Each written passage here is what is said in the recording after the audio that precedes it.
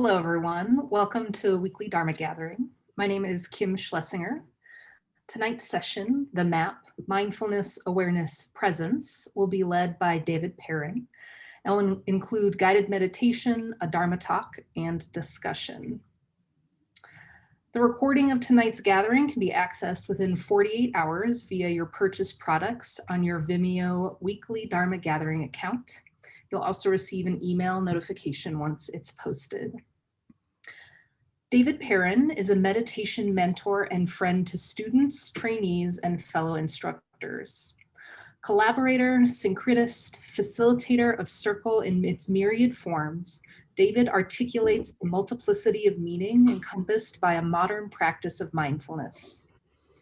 As a creative arts therapist, social venture business co-owner, philanthropist, partner, and father, David is passionate about infusing all locations with the mindfulness 3.0 of our time. Director of Mindful Teacher Training, original head teacher of Mindful Greenwich Village, and co-founder of Mindful Ed school-based programs, David co-created the Mindful Certificate and Training Program with Reverend Angel Kyoto Williams.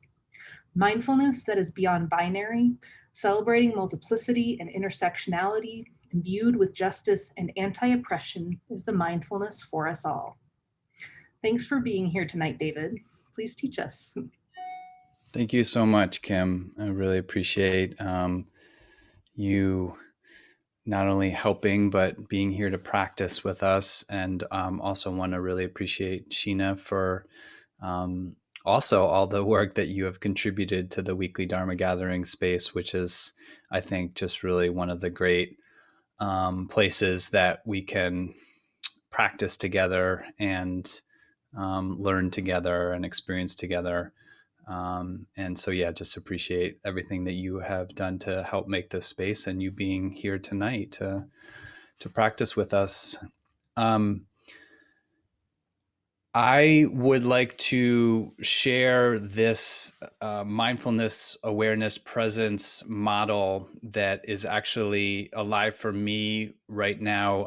Sheena and I were just talking about the mindful certification and training that is in its sort of inaugural period. Just the first few classes of folks are beginning to go through this 75-hour training that is hopefully is evolving the conversation around what mindfulness is and can be. And one of the core tenets of how we talk about mindfulness has to do with this map of mindfulness, awareness, and presence. And I'm going to lead us through kind of an experiential, but I want to just preface that, right? Preface the meditation that we're going to particularly do by saying that, you know, a map can kind of be a little bit maybe of a hokey analogy in terms of like orienting ourselves or, you know, trying to figure out where we are in space and time. And what I want to do and through the meditation hope to impart is that it's actually, you know, sometimes we think about mindfulness as being this tool that can be used, right? This approach to life where we will become more settled, more grounded, more calm, more focused. And while it can offer all of those things, there is a quality increasingly of it being really an essential tool or guide for surviving this modern world. I don't know about you all, but I'm definitely feeling the stress and strain of these current times, you know, personally and collectively. And we're coming off of this moment just yesterday in the conviction in the George Floyd murder case. And, I was really on edge for the reading of that verdict. And, I felt everything, all the momentum that had led into that moment, and then just sort of like the vibratory quality of what was going to happen. And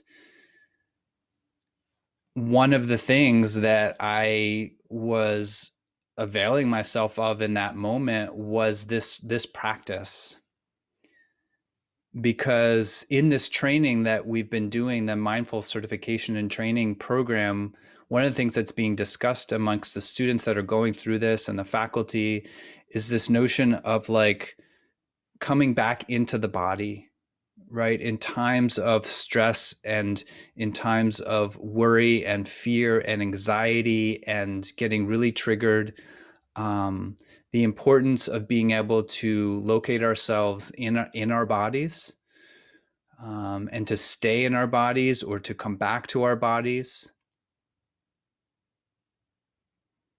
So we can talk some more about that after the practice, but I wanted to just really preface that because I'm going to lead us through a kind of a contemplative practice, a visualization practice, in order to begin to highlight a little bit what each of these facets of being, the mindfulness, the awareness, and presence have to offer, particularly in stressful situations, particularly when the inclination might be not even of our choosing, that we leave the body, that we dissociate, that we go somewhere else, that we we go on autopilot, or something else takes hold of us, some sort of conditioning or set of patterning takes hold of us, and there's this unconscious spiraling, and then we no longer can find ourselves present in a way. So that being said, I would invite us to just begin to settle in um, to our own experience, right? Some teachers will say to drop in, to turn inwards, to find our seat.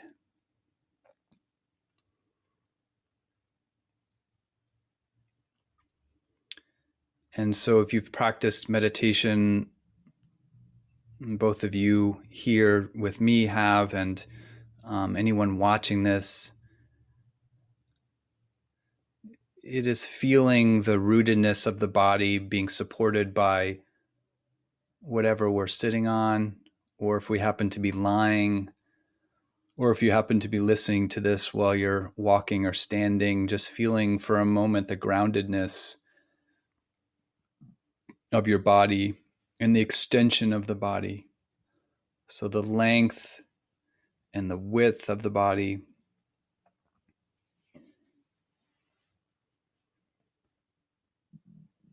can do this eyes open or eyes closed.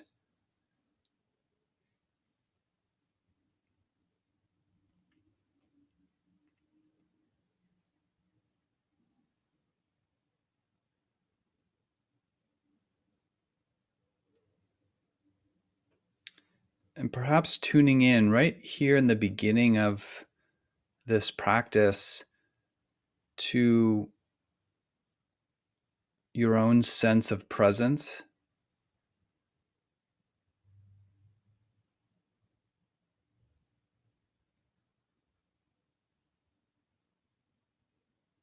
So, what it means to be here,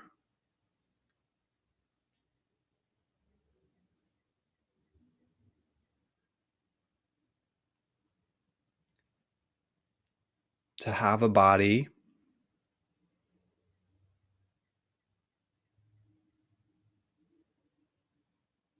that is breathing,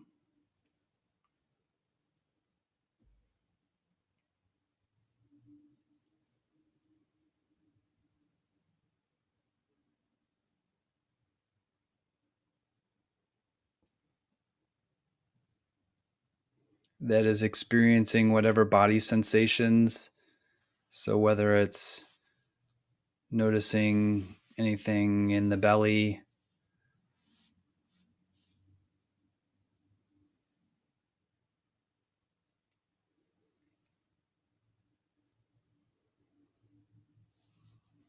Any sensations or lack of sensations there.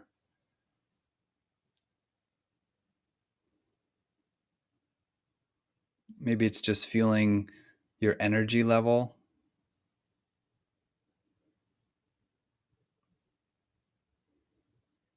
whether you're working with more or less energy in this moment.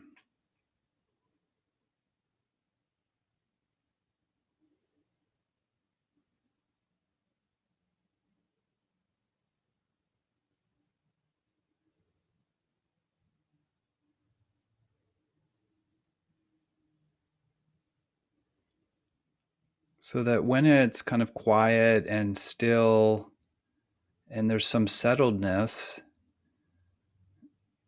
that quality of presence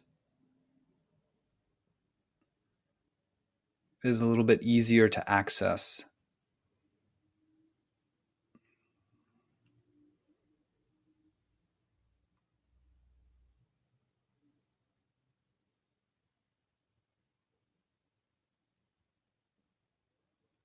I'm going to invite you now, and this might be easier done with eyes closed, to make a transition. I'm going to offer a visualization that you begin to fill in as if you were painting a mental picture in your mind that will be up to you. I'll give you some prompts. But what you actually see in your mind's eye will be your own. And the one caveat I'll make is that this should be a scenario, a picture that you paint that is not the most kind of triggering for you.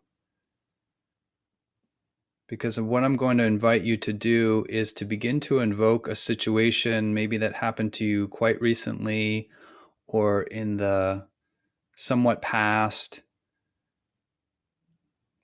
maybe keeping it somewhat recent past, a moment where you did feel like some edge, you felt some trigger, you felt on edge, whether it's anxious or there was um, something that arose in you.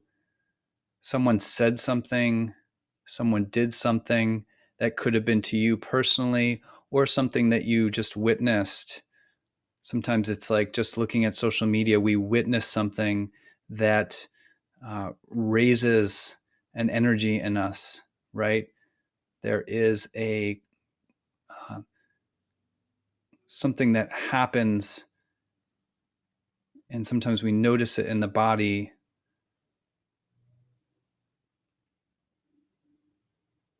See if you can take a moment to think of a scenario recently that was not so easy to be in.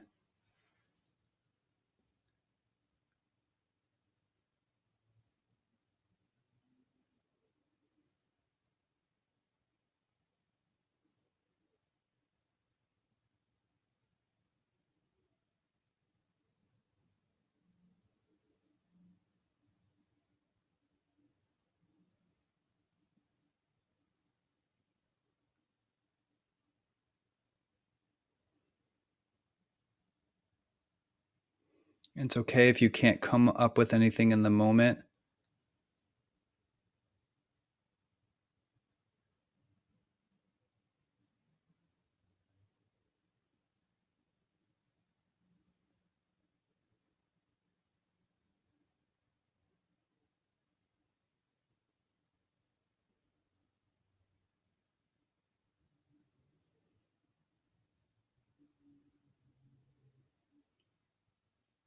But I will direct you to becoming aware of maybe what's going on for you in this moment in whatever way, like thoughts that you're having, some body sensations that are coming up,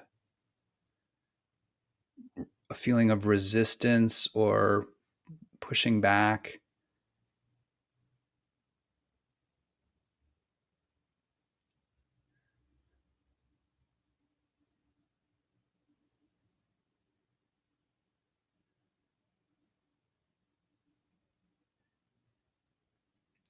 confusion,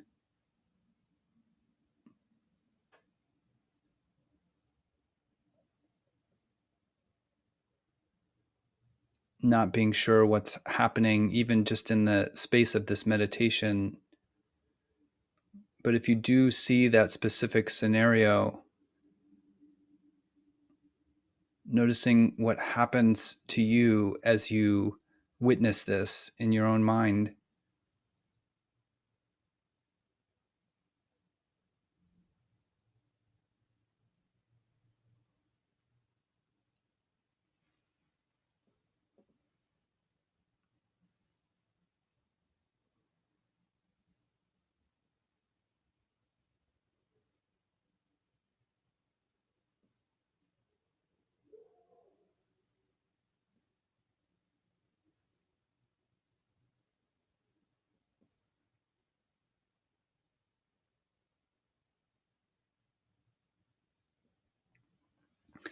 I'm going to invite you to make a really deliberate choice, which is to use the mindfulness power of the mind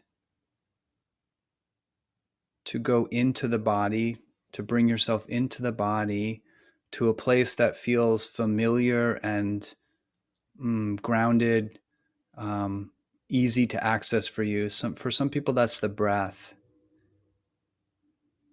For some people, it might just be holding our own hand or resting the hands on the body somewhere, resting the hands on the belly.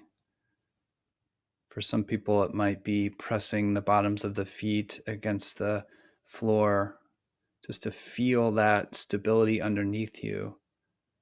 Wherever you choose to go in the body, be somewhat specific.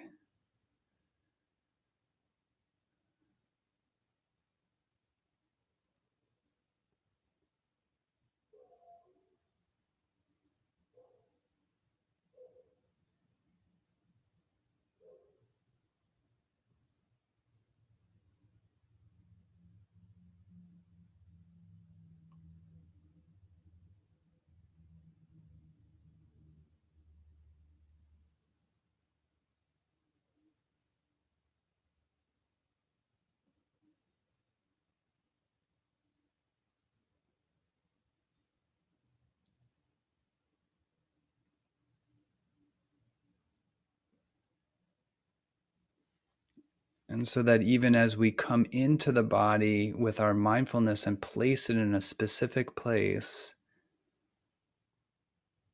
awareness is still operating. So there's still a quality of whatever we were aware of earlier. It's not as if it's gone away. It may have morphed or subdued, or whatever. It also may be still very much alive.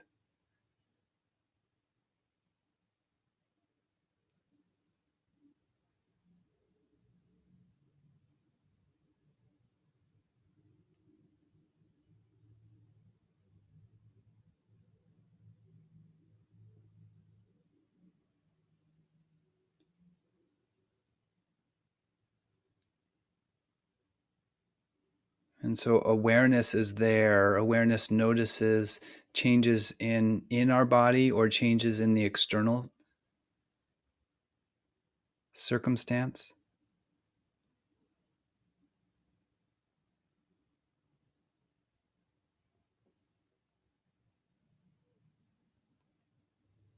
You may have noticed some other points of tension or achiness or dullness.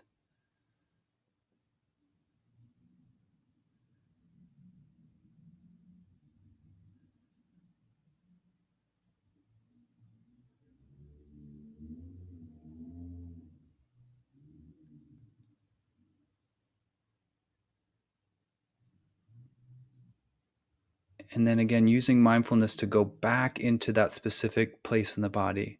So remembering that, bring yourself right to that place. See if you can be there for maybe 5 or 10 beats.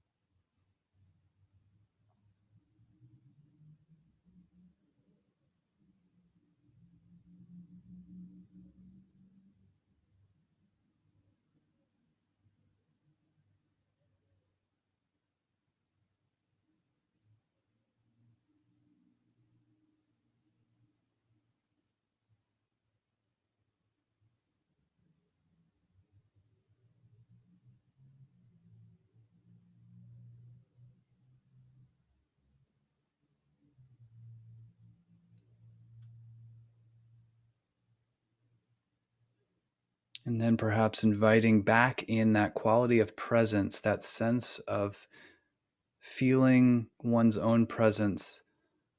So, awareness, recognizing what's happening in any given moment, externally, internally. Mindfulness, the deliberate choice to make to come back into the body, come into the body instead of leaving the body.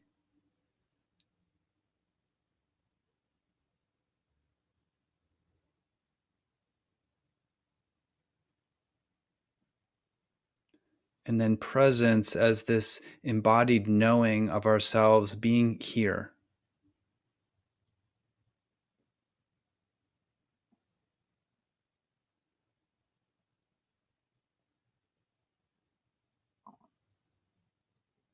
Not disconnected from the body and not cut off from what's happening around us in our immediate vicinity, what we're witnessing.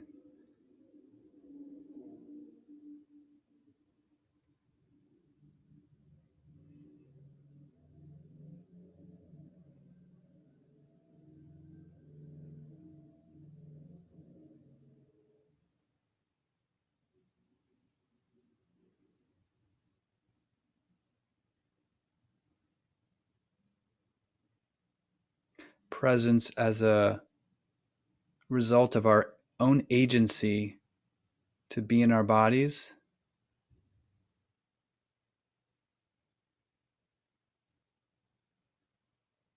and our own knowing to have a sense of what's going on around us.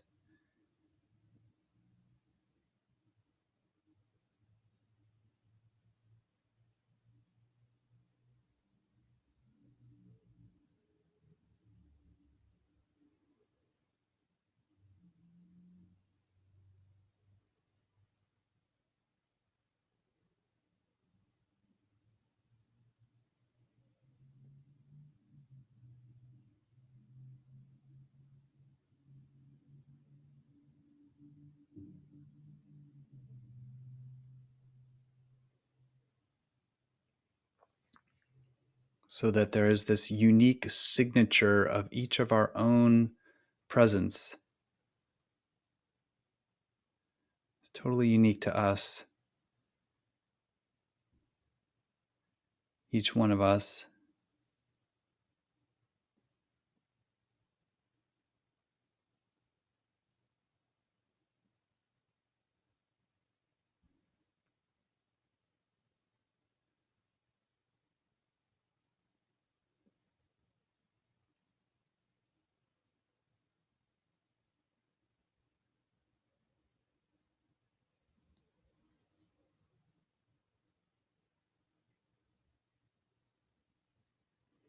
And taking a few good deep breaths into that presence.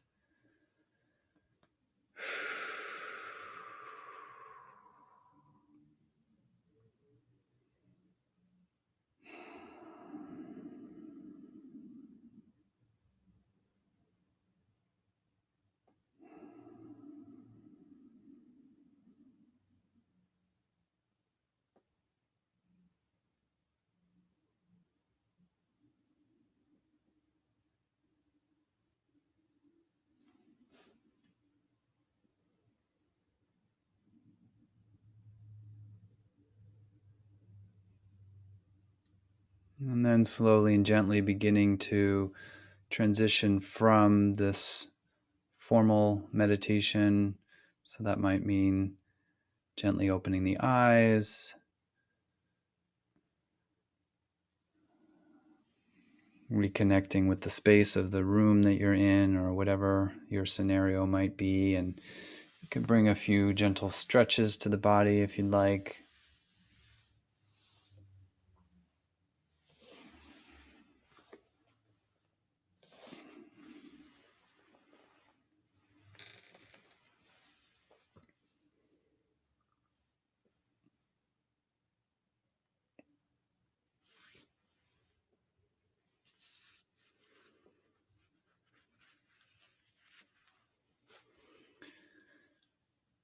So I think before I say anything more, I want to just check in with the two of you here with me to see if there was anything that you kind of noticed that was different from what you had experienced before, or similar to something you experienced before.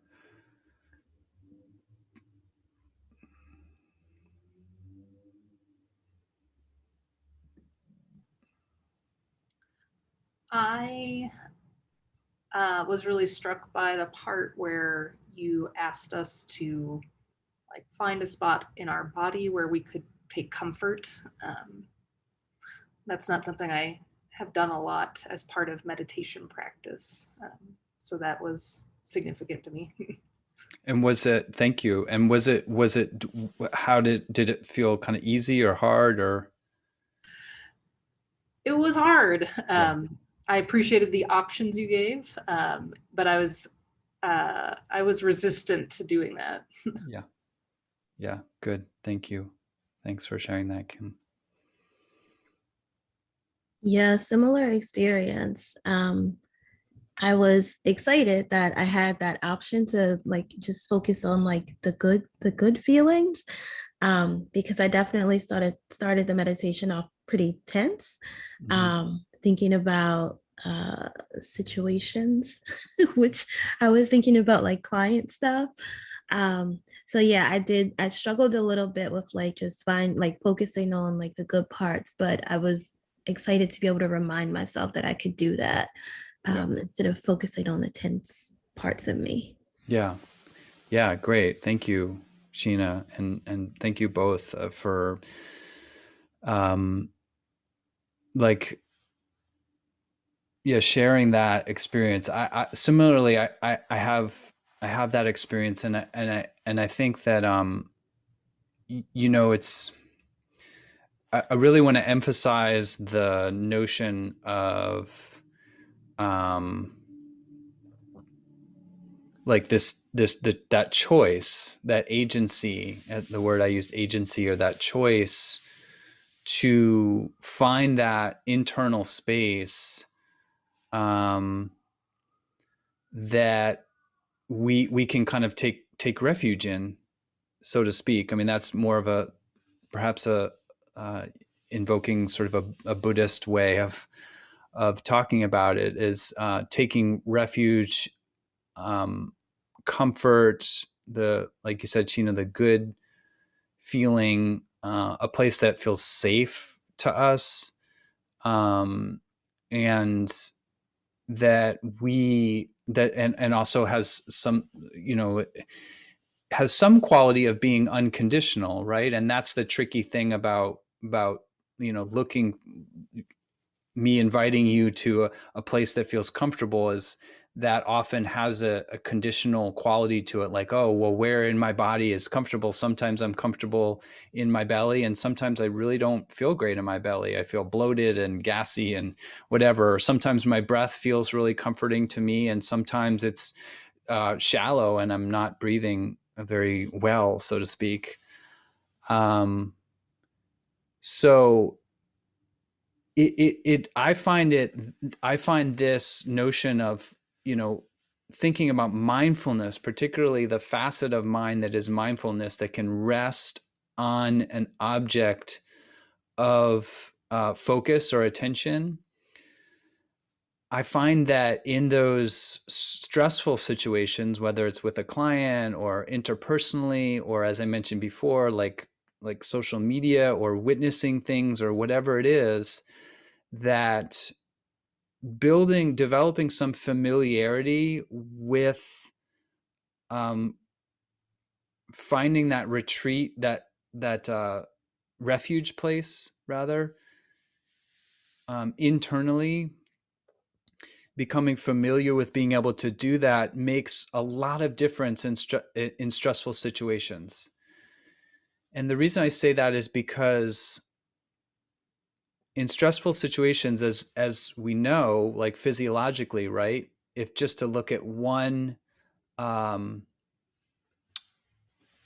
facet of the neuroendocrine system, the HPA axis, the hypothalamus, pituitary, adrenal axis of the body, is this um, hormonally connected system between sort of right, like between our eyes with the hypothalamus and the pituitary, and then the adrenals that sit on top of the kidneys.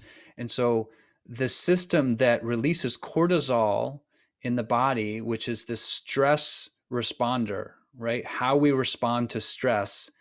And so many of us are familiar with that um, stress response of the three options, right? Of flight, of running, of freezing, or of kind of preparing to fight, to to actively resist, to stand ground, whatever it might be.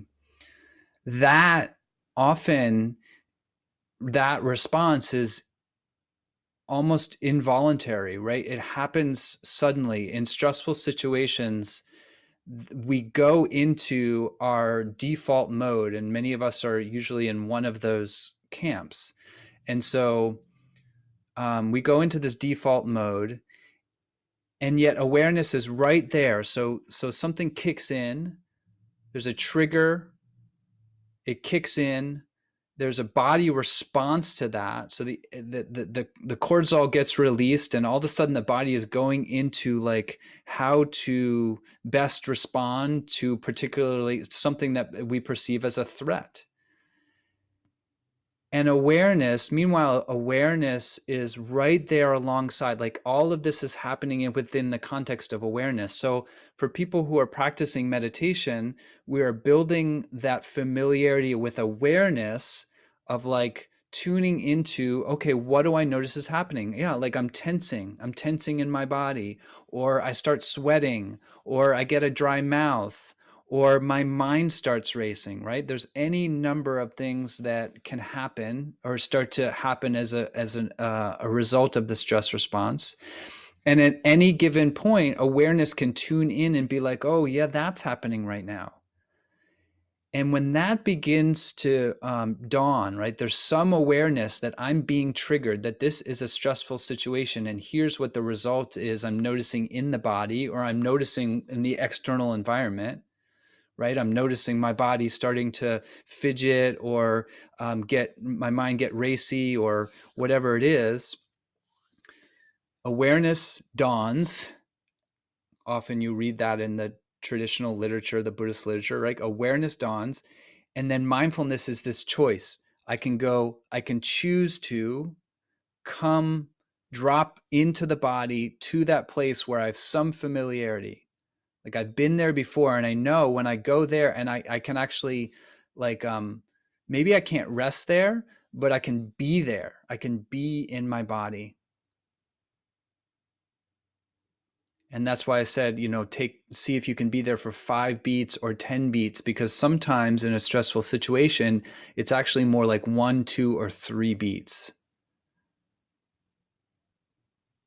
that we have the capacity, the mindfulness, right? Like can stay in the body. And in my experience, then there's a really positive disruption of the stress response, that HPA release of cortisol, preparing the body to fight. Like the body goes on autopilot.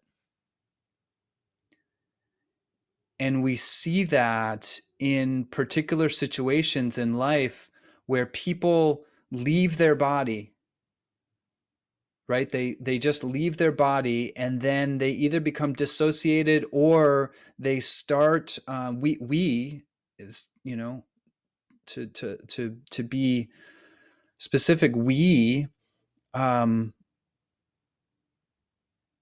we are much more susceptible to operating on habitual patterns and conditioning. So, for instance, as that relates to race, right? All of a sudden, someone, as a white person, as someone who typically, like has paid attention to what it means to be in a white body and what it means um, to be unpacking the unconscious bias, right? The unconscious patterning and conditioning.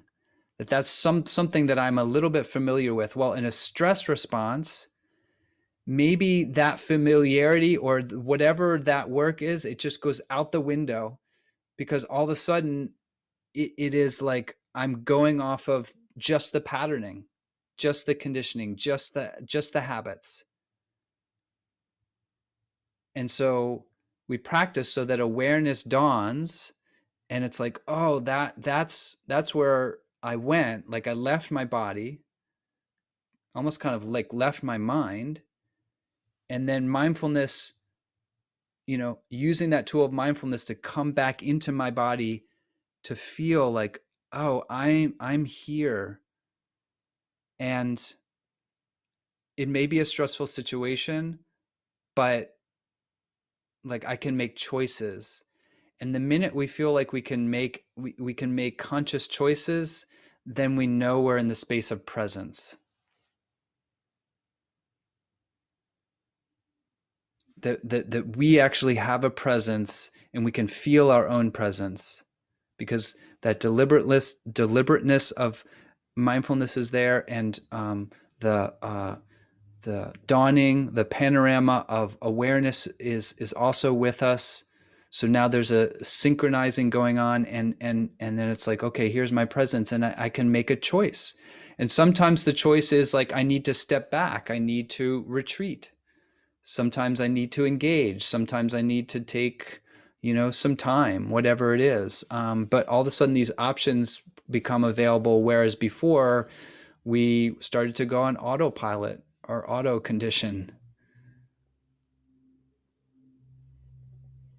So that's just a little bit about how those different facets of the mindfulness and awareness and presence show up, both in stressful situations and non-stressful situations. In some ways, practice is about utilizing the non-stressful moments, the quieter moments, the more settled moments, to develop more familiarity, to develop more strength, more returning, more remembrance, so that out in the world, when we face those stressful situations, we've built up a little bit of muscle around that, particularly with the mindfulness, to be able to say, no, bringing myself back in to the body.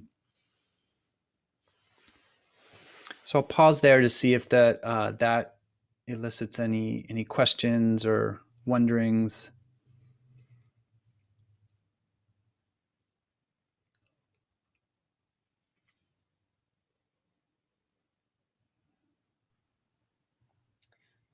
One of the things that you said about awareness is that we can often access it like when we're engaged in the fight, flight, or freeze response.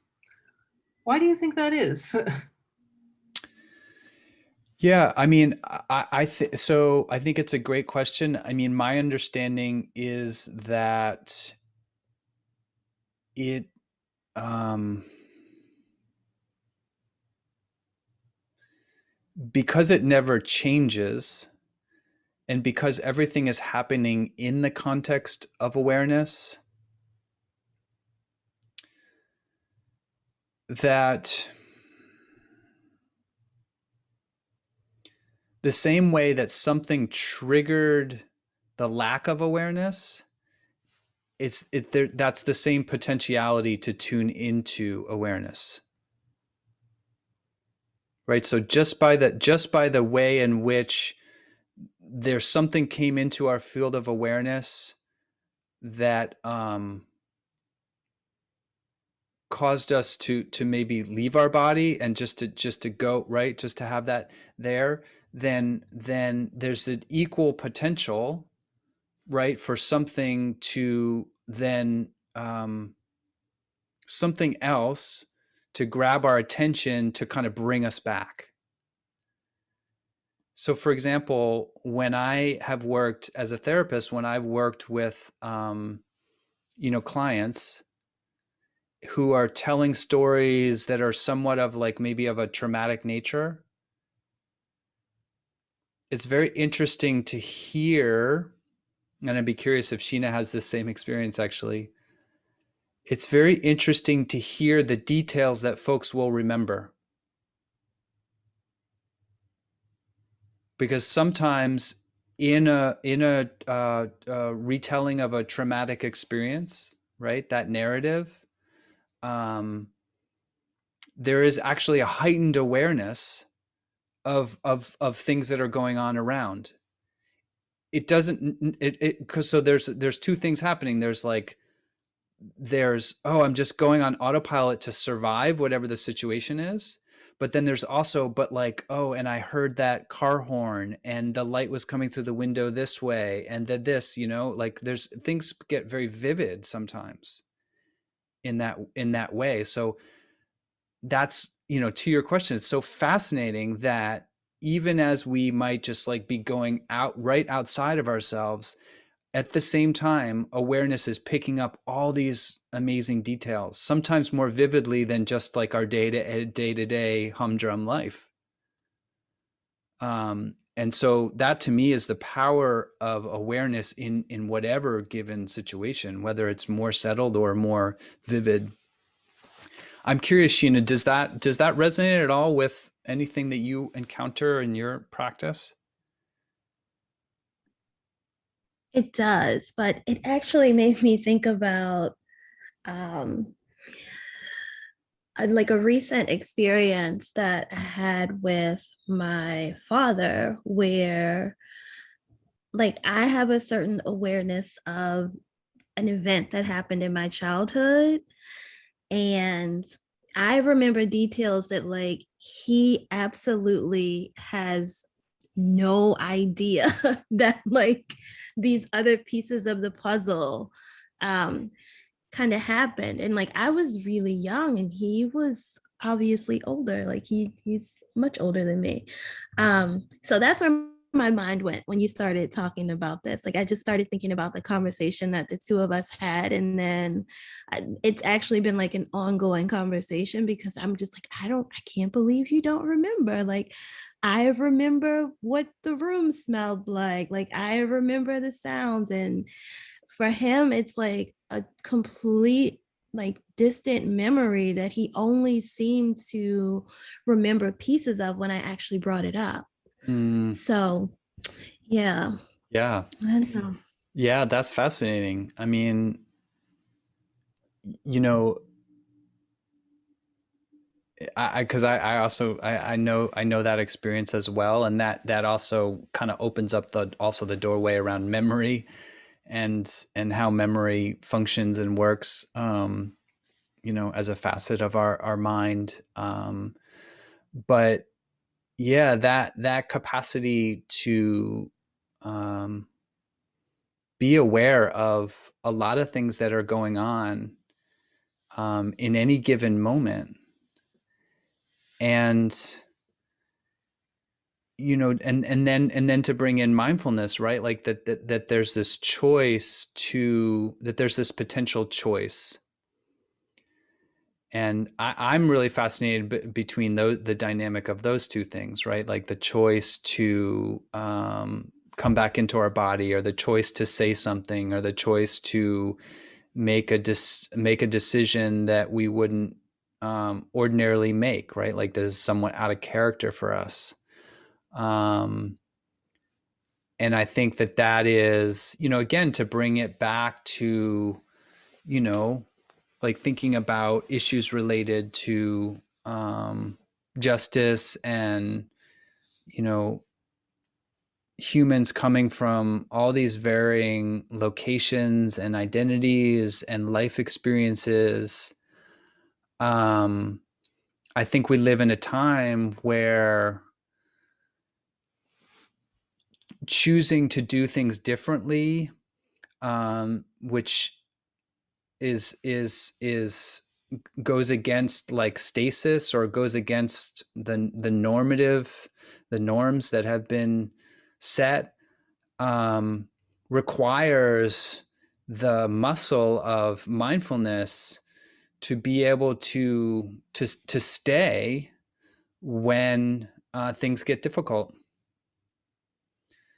And I think I see that happening personally with myself, with my friends and colleagues, and I also see that happening on a more of a social level of like um, as these old paradigms and structures and systemic, right? Like as there's challenges to things that have been very established for a long time, um, there's all sorts of reactions to that that are happening.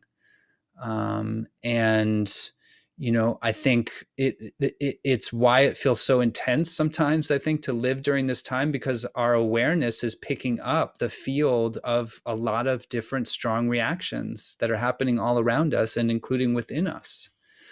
Um, and so I just, you know, it's part of the reason I wanted to talk about this tonight is because, you know, the way that we bring our presence to that process to contribute to the world that we want to see and live in, um, you know, doing the practice to be able to remain present and be present and feel our presence and add our presence into the collective, um, that takes practice. I think that just doesn't happen spontaneously. It might for some folks, but in my experience for myself and in so many people, I think that that really takes practice. We have to practice that muscle of mindfulness. We have to tune into awareness. We have to become more and more familiar. And then we have to take some time to just feel our own presence, um, which is in some ways a kind of result of practicing with mindfulness and awareness. And so we become familiar with what does my presence feel like in this situation? What does it feel like in this situation? And to me, the result of that, or fruition, is that there's a lot of confidence that, you know, I feel, or increased sense of confidence that I can stay connected to my presence rather than to leave my body and just go somewhere else or check out. And it is tempting, you know. There's many ways in which physiologically I can feel that pull to check out. So to stay with that presence is, yeah, it just is like, oh yeah, it's possible for me. It's possible. And then I can stay available to others. You know, I can be available to myself. I can be available to others. And that just, you know, it's like feels like the best thing that I can give myself and others and the world.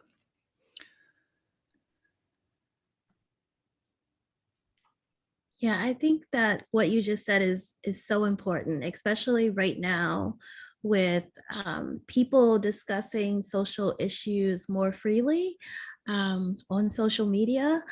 I know that initially, if someone would post something that was just completely left of what I personally believe and know to be true from my lived experiences, I would find myself just like, okay, I'm deleting this person. Like, I can't, I'm not dealing with this.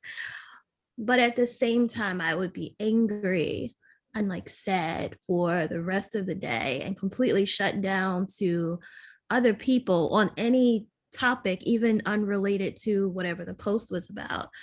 Um, so I'm constantly now just trying to, if I read something that doesn't resonate, that doesn't feel good, just acknowledging it, taking a breath, leaving it where it is, and not attaching it to me and just like carrying it around with me for the rest of the day, which is difficult. But Yeah. it's practice though. It's- It's definitely the practice. Yeah, you're so right. That's really beautifully said. Thank you. Yeah, I'm gonna carry that with me. Kim, any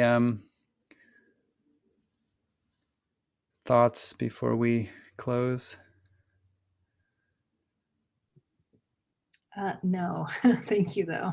Yeah, yeah, good. Yeah, well, thank you both, and everyone who ends up being able to watch this. Thank you for tuning in. Want to just wish all of us really good fortune in our practice and feeling the wherewithal to keep going. And Kim and I were talking in the beginning the power of practicing with other people. So finding opportunities at whatever frequency to be able to do that, to tune in and be with others virtually, and eventually we'll get back to being together in person. And then also in our own practice, finding the inspirations that bring us back to practicing mindfulness awareness and feeling presence, and really doing that with some regularity so that we begin to feel the fruits of the practice, which to me, Sheena, you just evidenced, right? Like going from being totally taken away by a strong feeling or thought upon seeing something social media to now being able to take a breath, let go, and stay in your experience and stay with what stay kind of with where you want to be for the day. That to me is really a testament to your practice. So thank you both for sharing your practice with me and with us in this session. Thanks so much, David. Well, thank you everyone for joining us for tonight's online weekly Dharma gathering. Please join us for next week's gathering, Guided Rest with Dr. Shante Paradigm Smalls. Consider becoming a subscriber if you're not already.